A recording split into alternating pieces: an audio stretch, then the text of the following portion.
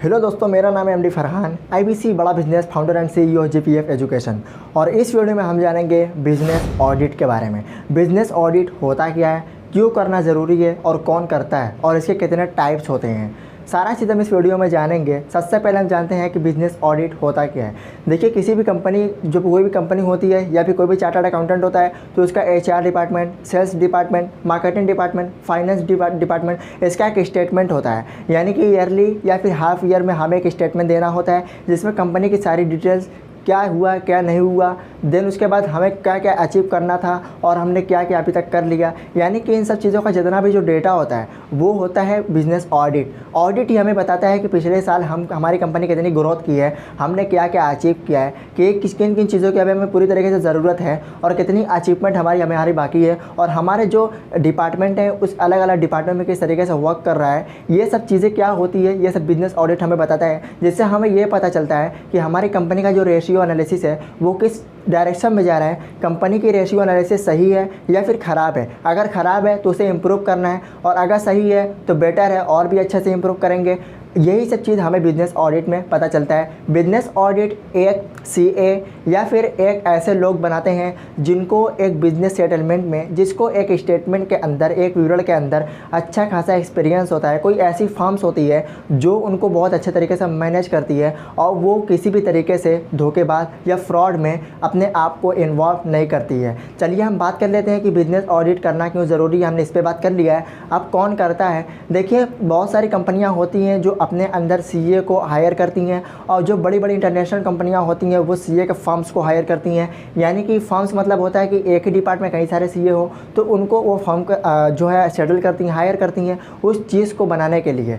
And अब मैं बात करूं कि इसके कितने टाइप्स होते हैं। देखिए, टोटली 6 तरीके के होते हैं जो ऑडिट्स होते हैं। सबसे पहला है इंटरनल ऑडिट्स, दूसरा है एक्सटर्नल ऑडिट, तीसरा है फॉरेंसिक ऑडिट, चौथा है स्टैट्यूटरी ऑडिट, और पांचवा है टैक्स ऑडिट, और छठा है आईटी ऑडिट। आईटी मतलब होता है इंफॉर्मेशन और टेक्नोलॉजी। तो हम एक एक करके एक ऑडिट्स को जानेंगे। सबसे पहले जानते हैं कि इंटरनल ऑडिट होता क्या है। देखिए, इंटरनल ऑडिट का मतलब ये होता है कि आप जिस भी कंपनी में वर्क कर रहे हैं, आपकी जो भी कंपनी हो, आप उसका सीईओ या फाउंडर हैं, तो वहाँ पर आपके अंदर ही कोई ऐसा डिपार्टमेंट होगा जिसमें आपको कोई ऐसे लोग होंगे जो आपके सेटलमेंट और आपके जो स्टेटमेंट्स होते हैं, financial statement, sales statement, tax statement, तो उसमें आपको वो ऑडिट करता है। मतलब कि कंपनी के अंदर का खुद का क्लाइंट वो है जो उसको ऑडिट करता है, जो कि साल में एक बार या फिर 3 महीने में एक बार करना ज़रूरी होता है। इससे ये फ़ायदा होता है कि जितनी भी चीज़ें ऑडिट होती है, जितनी भी जो रिपोर्ट बनाता है वो आपको ही आकर मिलती है। उस रिपोर्ट के मुताबिक आप अपनी कंपनियों में बदलाव करते हैं और उस चीज़ को आप इंप्रूव करने की कोशिश करते हैं जो पिछले दिनों में नहीं हुई है। तो ये होता है इंटरनल ऑडिट। मैंने बहुत साधारण तरीके से समझा दिया है कि इंटरनल ऑडिट होता क्या है। Again I repeat this line.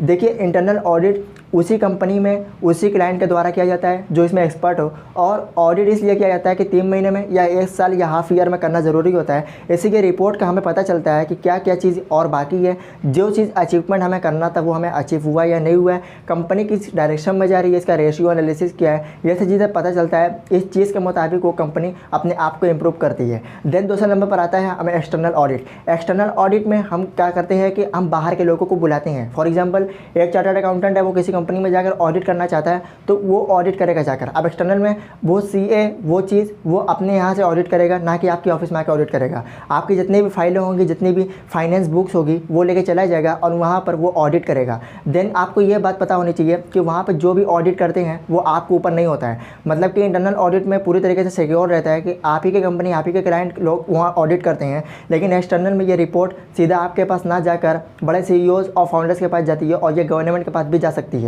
Okay, तो इस तरीके से देखा जाए तो बहुत सारी कंपनियां हैं जो बड़ी बड़ी चीज़ों को अप्रोच करती हैं, तो वो एक्सटर्नल ऑडिट भी रखे होते हैं, एक्सटर्नल ऑडिटिंग कराते हैं, एक्सटर्नल ऑडिटर भी रखे होते हैं, क्योंकि उनका जो मैनेजमेंट सिस्टम है वो ह्यूज होता है, जिसके कारण इंटरनल में ही ना होकर एक्सटर्नल में भी होता है। अगर तीसरे नंबर की बात किया तो तीसरा नंबर है फॉरेंसिक ऑडिट। फॉरेंसिक ऑडिट की ज़रूरत तब पड़ती है जब कोई आपके कंपटीटर या फिर आपके अगेंस्ट हो। मीन्स दैट कि ये इंटरनल और एक्सटर्नल से बिल्कुल अलग है। मतलब कि या तो ये इंटरनल है ना तो ये एक्सटर्नल है। फॉरेंसिक का मतलब ये होता है, फॉर एग्जांपल कोई आपका कंपटीटर है, अब आपको वो फंसाने के चक्कर में आप कहीं वो डिपार्टमेंट में जाता है, सेल्स डिपार्टमेंट या टैक्स डिपार्टमेंट में, वो XYZ कंपनी आपकी है, तो वो उसके बारे में बोलता है कि वहाँ पर वो जो टैक्स है, टैक्स का घपला हो रहा है, मतलब वो लोग टैक्स चोरी करते हैं, टैक्स नहीं देते हैं।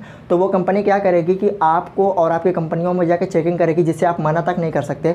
और जब वो चेक करेगी, जब आपका इंटरनल एक्सटर्नल सब सही रहेगा और आपने फॉरेंसिक करा लिया है, तो बहुत ही अच्छी बात है, आपको कोई चिंता करने की बात नहीं है। ये तभी बात आती है। और फॉरेंसिक जो ऑडिट होता है, जो इसकी रिपोर्ट होती है, वो सीधा कोर्ट में जाती है। इस पर बहुत ही एक्सपीरियंस बेस्ड और बहुत ही स्पेसिफिक स्पेशल CA लाई जाती हैं, जो कि पूरा फर्म्स होता है, और ये इस चीज़ को चेक करते हैं, वो इस चीज़ को फाइनल करते हैं, और ये कोर्ट में तय करता है कि क्या करना चाहिए और क्या नहीं करना चाहिए। तो ये बहुत ही बेस्ट तरीका है। मैं बताऊं तो 1 साल के अंदर एक बार फॉरेंसिक ऑडिट ज़रूर कराना चाहिए हर किसी कंपनी। चौथे नंबर पर जो हमारा ऑडिट है वो है स्टैट्यूटरी ऑडिट। ये बहुत ही ज़रूरी और ये रिक्वायर्ड है।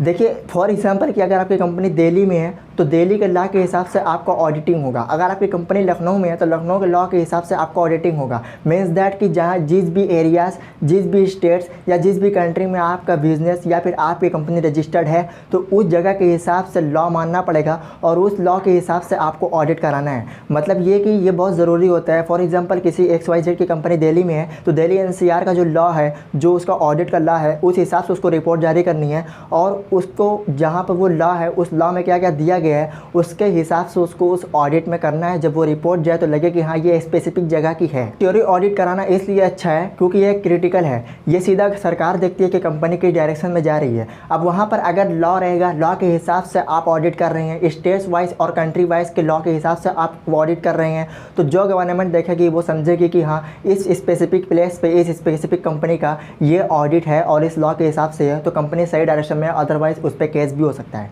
5वें पर जो हमारा आता है वो है टैक्स ऑडिट। टैक्स ऑडिट कौन नहीं जानता, ये बिल्कुल ही सिंपल तरीका है। टैक्स ऑडिट में 2 तरीके के आते हैं, एक इनकम टैक्स और एक कॉर्पोरेट टैक्स। इनकम टैक्स में मतलब वो होता है कि जो हमारा पर्सनल इनकम होता है उसमें से इनकम टैक्स कट जाता है, और जो कॉर्पोरेट टैक्स होता है, जो हमारा कॉर्पोरेट इनकम होता है उसमें से कॉर्पोरेट टैक्स कट जाता है। लेकिन ये जो टैक्स होता है इसमें ऑडिट भी होता है, और ये ऑडिट सीधा गवर्नमेंट डिपार्टमेंट से होता है। इसमें कोई भी CA या फिर कोई भी किसी XYZ या पब्लिक कंपनी में जो भी हायर लोग करते हैं वो लोग नहीं करते हैं। ये सीधा गवर्नमेंट के ऑफिसर होते हैं जो ये ऑडिट करते हैं, और इन ऑडिट की गई रिपोर्ट्स को सीधा गवर्नमेंट के पास जाती है। उनको ये देखना होता है कि आपकी कितनी हुई है, और आपका कितना एक्सपेंसेस हुआ, आपका कितना कॉस्ट हुआ है, और देन आपकी कितनी कंपनी ग्रोथ हुई है, आप लोकल में कितनी इनकम किए हैं, एब्रॉड में कितनी इनकम किए हैं। लोकल मतलब कि आप इंडिया में ही रहकर अपने बिजनेस को किस किस जगह से मिलाए हुए हैं, कितनी इनकम आई हुई है। एब्रॉड का मतलब है कि आप इंडिया से बाहर से अगर विदेशों से अगर आप बिज़नेस कर रहे हैं तो वहाँ से कितनी आपकी इनकम आई है और कितना आपका एक्सपेंसेस हुआ है, कितना कॉस्ट हुआ है। इन सब चीज़ों का स्टेटमेंट और रिकॉर्ड जो रिपोर्ट्स है वो गवर्नमेंट को चाहिए होती है, ताकि आप सही तरीके से वो देख पाए कि आप टैक्स चुकाते हैं या नहीं चुकाते हैं। छठा और हमारा लास्ट जो पॉइंट है वो है IT ऑडिट, यानी कि इंफॉर्मेशन ऑफ टेक्नोलॉजी। देखिए, आज के ज़माने में टेक्नोलॉजी को ऑडिट कराना बहुत ही ज़्यादा ज़रूरी होता है। फॉर एग्जांपल अगर मैं हिसाब से बताऊं तो XYZ कोई कंपनी है और उसको एक कोई ईमेल आता है, और वो ईमेल उसके कंपटीटर के हिसाब से लिखा हुआ होता है, और वो चाहता है कि वो अपने इस हिसाब से ईमेल को लिखे जैसे कि उसके एम्प्लॉय को लगे कि ये मेरे CEO ने लिखकर मुझे भेजा हुआ है।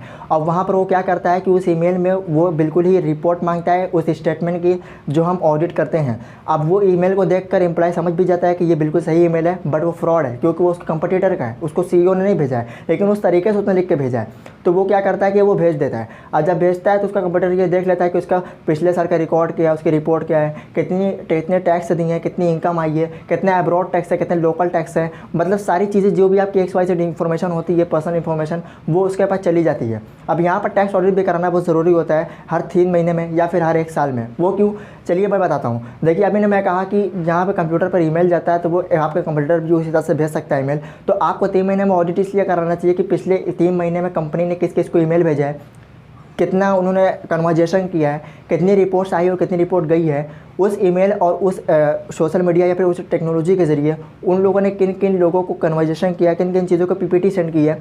इस चीज़ का डेटा और स्टेटमेंट बिल्कुल ही सही तरीके से रखने के लिए IT ऑडिट कराना बहुत ही ज़रूरी होता है। जो बड़ी बड़ी कंपनियां होती है वो इन सब चीज़ों पर ज़्यादा ध्यान देती है, क्योंकि उनको पता है कि अभी का जो अभी का टाइम है वो टेक्नोलॉजी पर बेस्ड है, यानी कि ऑटोमेटेड किया गया पूरी तरीके से। तो वहाँ पर ह्यूमन ना होकर भी जो टेक्नोलॉजी है वो वर्क करती रहती है, तो इसलिए जो उनका ऑडिट सिस्टम है वो भी ऑटोमेटेड किया जाता है। तो वहाँ पर जो बड़ी बड़ी कंपनियाँ होती है, जैसे कि KPMG, Deloitte, Ernst and young, ये सब जो बड़ी बड़ी कंपनियां हैं ये ऑडिटिंग सिस्टम में माहिर और एक्सपीरियंस बेस्ड और एक्सपर्ट होती हैं। तो जो बड़ी कंपनियां होती है वो टेक्नोलॉजी के बेस पे जो ऑडिट कराना चाहती है तो इन कंपनियों को चुनती है। तो आई होप आपको क्लियर होंगे कि बिजनेस ऑडिट होता क्या है। अगर मैं आखिरी टाइम में सिंपल वे में बताऊँ कि बिजनेस ऑडिट होता क्या है, तो मान लीजिए कि आपकी एक कंपनी है, आप एक कंपनी में, आपकी कंपनी 1 साल पुरानी है या फिर 2 साल पुरानी है, तो आप 1 साल या 2 साल का ब्यौरा रखना चाहते हैं ना कि उस कंपनी में क्या आया, क्या गया, कितनी टोटल टैक्स कटे, कितनी इनकम आई, कितने अब्रॉड, कितनी लोकल इनकम है, और न जाने कितनी भी चीज़ें होती है जो हम करना चाहते हैं, जो फाइनेंस, सेल्स, मार्केटिंग एंड और भी डिपार्टमेंट होती हैं, तो उनका डेटा रखना और उस स्टेटमेंट के अनुसार उसको सेटलमेंट करना, यही है बिज़नेस ऑडिट। हर घर का भी एक बिज़नेस ऑडिट होता है। फिलहाल मैं इसके ऊपर बात नहीं करने वाला हूँ। जो मेरा मेन पर्पस था वो आपको पता चल गया होगा कि बिज़नेस ऑडिट होता क्या है और करना क्यों ज़रूरी है और कौन करता है, सब चीज़ क्लियर हो गया। तो इस वीडियो का मैसिव एक्शन प्लान यही है कि आपको जब भी कोई कंपनी स्टार्ट करना चाहिए तो आपको इंटरनल ऑडिट ज़रूर कराना चाहिए, एक्सटर्नल ऑडिट पर भी ध्यान देना चाहिए, उसके बाद फॉरेंसिक ऑडिट तो ज़रूर करना चाहिए। और अगर आप ऐसे ऑडिट कराना चाहते हैं जो बिल्कुल भी फ्रॉड ना निकले, तो आपको CA यानी कि चार्टर्ड अकाउंटेंट का एक expert specific special firm hire करना चाहिए जो आपको ट्रस्ट और मार्केट ट्रस्ट में और आपके कंपनी में बिलीव रखे और उस सिस्टम को रिसाइकिल करके आपका ऑडिट और अच्छे से करें। सो आई होप आपको वीडियो अच्छा लगा होगा। वीडियो में मेरे साथ लास्ट बने रहने के लिए, वीडियो को लाइक करने के लिए, चैनल को सब्सक्राइब करने के लिए आपका थैंक यू।